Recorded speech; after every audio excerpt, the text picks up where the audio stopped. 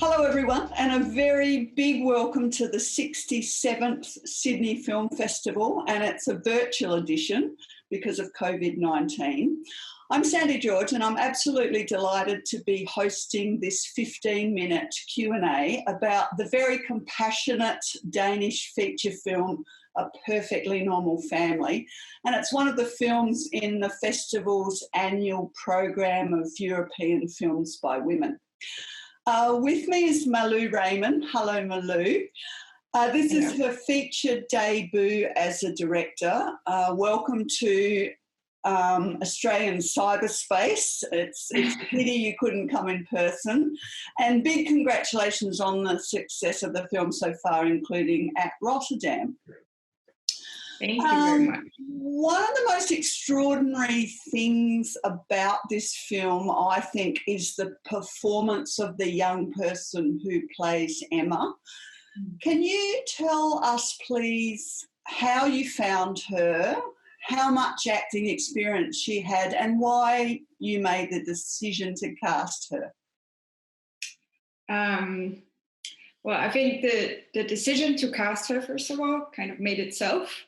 Once I met her and saw her acting, she's just a natural talent. Like she just understands the craft of acting. She understands emotion, and working with her was I kept forgetting that I was working with a child, because it was just like directing Mikkel Filskov, who's a very experienced actor. For finding her, we had set up a really big casting with hundreds of girls, both who had acting experience, but we were also out in football clubs in most of Denmark to say, we're looking for a girl who can play football. Not that she would have to be able to play football, but we thought that's a good way of getting maybe girls who have this kind of attitude in, and who wouldn't maybe necessarily come by themselves. So we saw lots of girls, but it actually ended up not being one of these girls, because Kaya, who plays the part of Emma, had decided at 9 years old that she wants to be an actress. So she made a video of herself with the help of her mom and sent it to the casting director of my film just before we made this big open casting. And she came to that. She had done, I think, 2 days shooting on The Rain, which is a Danish Netflix production, when she was 9 years old. And at the point she was 10, she had just turned 10. And she was just incredible. And even though we knew from the very first time we met her, we ended up doing, I think, 5 rounds of casting, also to have her play opposite Mikkel Filskov, who plays the father character. But it was, every time we were just more reassured that of course it's her, and of course she can carry the weight of this very big role on her shoulders. But we just had to be really sure. You have had some success yourself as a young actor, and of course your own father decided to become a woman. And I'd like to know how those two things in your past helped you or fed into how you worked with her, because I'm not having it that her fantastic performance was all due to her. No. I mean, we really had a great collaboration, and we did talk a lot, but we actually talked surprisingly little about my own experience. And I think that was actually a general thing for working with the actors on the film. It was never, I said to everyone, they can ask about whatever they want, and it's not a secret that it's like based on my own experience, but I think it was important to me to try and work with the material, not as something that would narrow us down, but something that would open up and be something we could use, but never think about it as Miguel having to portray my father, for example, or Akaya having to portray me. So I think we were working with characters as if it was any other material or any other story. And of course, if there was something that they were kind of like, they would like to know how I had experienced it or how I thought my father had experienced it, then we talked about it. But like, for example, we also made a very conscious decision that Miguel should not meet my father prior to shooting because of that, because we both wanted him to have the liberty to create the character himself. And I think what's interesting about that is that afterwards, everyone who knows me and my family are like, wow, it's just like seeing you as a child, or it's just like seeing Helen, my father. And it's like, it's so strange because we did so much work and they never met, like, or of course Kaya met me, but it was never like intentional that it should be exactly how it was at that time. So I don't know. It was I can't really explain what happened, but it's funny because every time I'm like, but that's not how we work with it at all. It just turned out that way. What about your own experience as a young actor, just getting down to the sort of craft of working as a director with an actor? Yeah, I think actually, like it's not just in working with Kaya, but in working with actors in general, I try to, first of all, I think them knowing that I have experience acting makes them feel really safe because it's such a vulnerable position. And you really give so much of yourself that kind of just the knowledge that the person who's asking you to do it knows what they're asking is kind of a magic thing, because it makes you be able to let go and trust that you're doing it as a collaboration. I think being aware of that, like of what it takes and how vulnerable you need to be, I think with working with kids, I try to all the time say what it meant, or say that if you start feeling like this is too much, or if you start feeling like something, then say it and we'll talk about it. And it's okay that it's there, just to try and voice some of the things that they weren't necessarily able to voice themselves. And I think that's something that I have from my own experience, that some directors are able to create that space, and a lot of directors, in my experience, are not necessarily able to do that. And that is when it becomes hard, because then you're kind of alone with all your feelings, and the person you're working with doesn't go in there with you. I know this is a ridiculously big question because one is life and one is storytelling, but I am curious about how the film replicates your own experience and how it's wildly different. Like, was it just the place you stepped off from, or was there things that you experienced that you were just desperate to put in? And I think as a dog lover, I particularly want to know if you found out your parents were going to divorce and didn't get the puppy in the same day. So I didn't start the process knowing exactly what I wanted in there and what I didn't want in there. It was kind of an exploration in the same way as if I worked with like something historical that I hadn't been part of, or just any other thing that you start with an idea. What I started with was, I want to try and find out how to tell a feature film story that is based on this experience of my father having a sex change when I was 11. I had quite a clear idea that I wanted it to be told from the daughter's perspective. But that was kind of a dialogue with the commissioner at the DFI. He pushed quite a lot to have the father character be more part of the story. And I think because of that dialogue, which was really good for me, it kind of forced me to make it very much about the relationship between the two. So that's how I found that focus. And that kind of then made me talk to my dad about it, and I got to read her diaries from that period. So she gave me access to, I think, 2 years of diaries, so I could read that. I had already written a few drafts at the point, but it kind of made me, include that perspective more.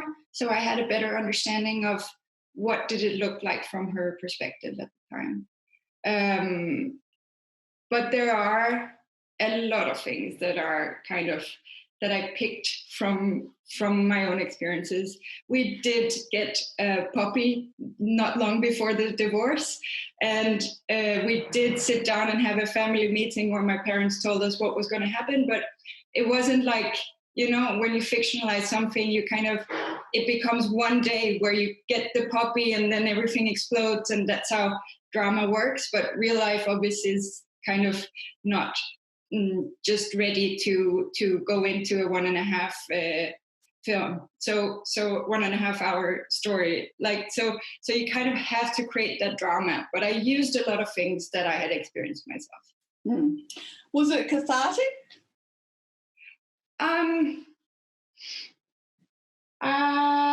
Yeah, I think because I was very ready to make the film. It turned out I didn't really know at the time, because I was actually working on something else, thinking I was going to make quite a lot of films before beginning to delve into this story, because I didn't think I was ready for it. But then the commissioner turned a project down that I'd been working on for a while, and then he invited me for a meeting asking if I had something else, and suddenly I was pitching that film to him. And because of his positive response, immediately it was kind of, okay, I'll try it out. And then it was kind of just a journey that started from there, where everyone who came on board were so excited about it, and everyone responded quite emotionally to it. So there was a lot of kind of where before or until then, it's a story that I've been carrying quite close to my heart, or I was it wasn't a secret, but it was just it was often problematic to talk about it. So it was something I lived with quite personally. So of course, being able to kind of share that story in a very kind of productive way also for my career was really great. And so I would say that in a lot of ways it was, but it didn't start out as this personal project where I just need to kind of use my own personal experience to, it wasn't that neat, but since I kind of felt so much, I don't know, I would say love in a way from people who got involved, then it was a really beautiful experience to share that story. And then, of course, I had no idea where I was going to end up when I started, but ending up with doing press work here in Denmark together with my father, and her coming forward with her story, and the media here being really interested in the story, was just a really great gift to get at the end of a very demanding process. Yeah. Was there pushback or criticism about the fact that you didn't cast a transgender actor? Yeah, it's interesting, because I've actually experienced very little or even no critic directly from transgender people. But there's a lot of attention from the press being critical or creating this kind of, there's a lot of, they are saying all the time that obviously there's a lot of critique about you choosing Mikkel Frilskov to play this character. And I got the question a lot of times, and I knew what my answer was, but I kept being where is all the critique? Because we actually didn't encounter it. And of course, and I even met transgender people who were really happy with it, and who were really happy with the film, and also with Mikkel's performance, and thinks that it's really respectful and it's important portrayal, and I think there's something about that the media also need to be aware of, like, is it really necessary to create that conflict that is not necessarily there? But of course, that was complicated to answer. So instead, I just answered that I had thought about it and that it was right and that I had my dad's approval. And because of the story I wrote that was told from the daughter's perspective, you start with having a perfectly normal family, and that was why it was important for me to have a man in the beginning who has to undergo this process, because that's how the girl sees her father, and that's the father she grew up with. So it has to kind of start from there, and we had to make a transition. So yeah. Our 15 minutes is sadly coming to an end, so this is the last question. You have made a lot of short films as a director, and you've won awards and they've got into festivals and so on. But I wonder what the best and worst of stepping up into a 90-minute film was for you. I think that the best was definitely to have my production company, Nordisk Film, was so supportive from the beginning of this process, and they've kind of I think when you start out as a young filmmaker, it's just really hard to make ends meet, that you kind of have to work so hard, and the funding is quite difficult to get, and once you get it, it's also quite it's not very much for a long time. So I think just getting that support from them, where I could pay rent, for example, during the whole process, is quite a big thing. But also getting all the support creatively. Of course, there's struggles. There's always struggles for how are we spending the money and not having enough budget and everything. But I really did experience that if you get that creative support, then so many things can happen. So that was definitely the best thing, not having to struggle constantly with getting favors all the time in order to make a film. I think what was the hardest part? I don't know. I guess it's the time, the patience, that everything just takes longer. You kind of need to start a process and know that it's going to take years.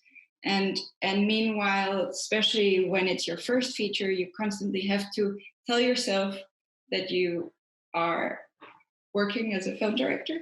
That kind of in that period of time, it's only yourself holding up that kind of understanding and belief that is your actual work, which for many is but what do you actually do, or what, and so there's something about getting there which takes years, and you really need to be patient in pursuing the kind of that it will eventually happen, and you will make a feature film. And so I think holding on to the belief is probably the hardest part.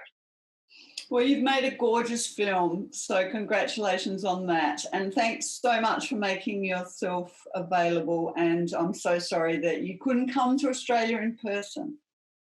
I really hope to be able to come back sometime. Sounds amazing. Thanks. Thank you.